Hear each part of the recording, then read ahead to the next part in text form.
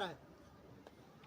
Dear students, पूरे world में जितनी भी क्रांतियां हुई हैं, चाहे बोल्शेविक क्रांति है, रशिया की क्रांति है, फ्रांस की क्रांति है, अमेरिका की क्रांति है, जर्मनी की यूनिफिकेशन है, साउथ अफ्रीका का रंग भेद की नीति है, चाहे हमारे देश का आज़ादी की क्रांति है, इन सभी क्रांतियों में एक बात कॉमन है कि इसमें उन्हीं लोगों का बोलबाला रहा जिनकी कम्युनिकेशन बहुत अच्छी थी। तो इट इज़ वेरी इम्पॉर्टेंट कि आप किस कॉन्फिडेंस से अपनी बात को, किस एक्साइटमेंट से बात कर सकते हैं। आप हैरान होंगे हमारे सुभाष चंद्र बोस जी की एक स्पीच जो लोगों के बीच उन्होंने कही कि तुम मुझे खून दो, मैं तुम्हें आज़ादी दूंगा। सोचिए, वो लोगों से खून मांग रहे हैं और उसके बदले में आज़ादी दे रहे हैं, तो किस भाव से, किस एक्साइटमेंट से उन्होंने उस बात को लोगों के बीच में रखा और लोग हजारों की संख्या में उनके साथ जुड़ गए। सो this is the important aspect that how confidently you express yourself in front of the people. And the fourth is very very important, जो आजकल बहुत देखने में नहीं मिलती है, कि you have to listen patiently. It is very very important कि अगर आपके पास listening की patience नहीं है तो आप एक अच्छे कम्युनिकेटर नहीं हो सकते हैं। जब आप बात कर रहे हैं, हम कम्युनिकेट कर रहे हैं, कम्युनिकेशन का मतलब इमीडिएट रिएक्ट नहीं करना, हमने रिएक्ट नहीं करना है, रिस्पॉन्ड करना है। इसका मतलब क्या है कि हम अच्छी बात, जो भी बात हम सुन रहे हैं उसको सुने, बीच में ना बोलें, बीच में बोलने की ज़रूरत नहीं है। Let the scenario finish, then respond accordingly.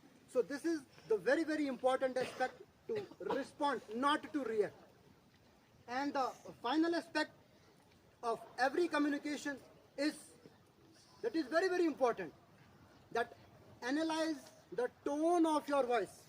किस टोन में आप बात कर रहे हैं ये भी बहुत आवश्यक है। एक सेंटेंस बहुत कॉमन है कि रोको मत जाने दो। ये शब्द जो है इसको मैं छेड़छाड़ नहीं करूंगा, लेकिन मायने बदल जाएंगे। रोको मत जाने दो, रोको मत जाने दो, और यही मैं दूसरे तरह से कहूंगा, रोको मत जाने दो। दोनों वाक्यों के मतलब अलग अलग हैं, शब्द वही है।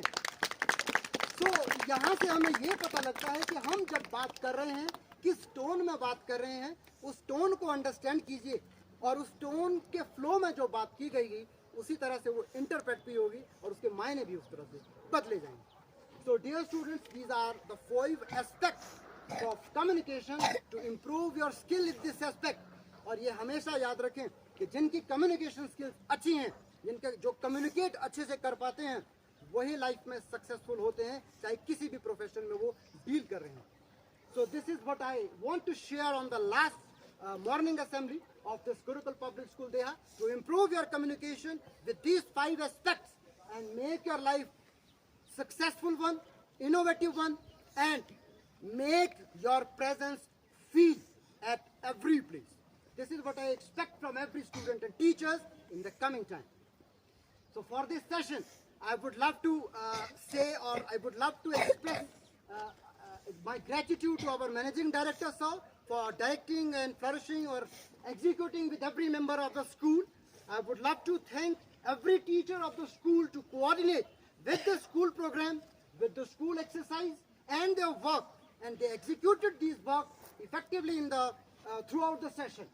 And I would love to admire the efforts of every student for regulating their execution in the school program, in the school activities, in the school academics, everywhere.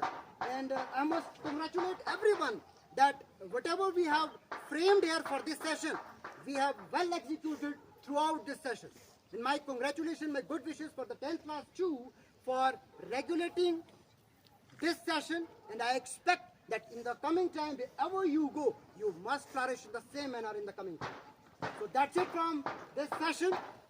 Once again, good wishes and congratulations to every one of you. Thank you.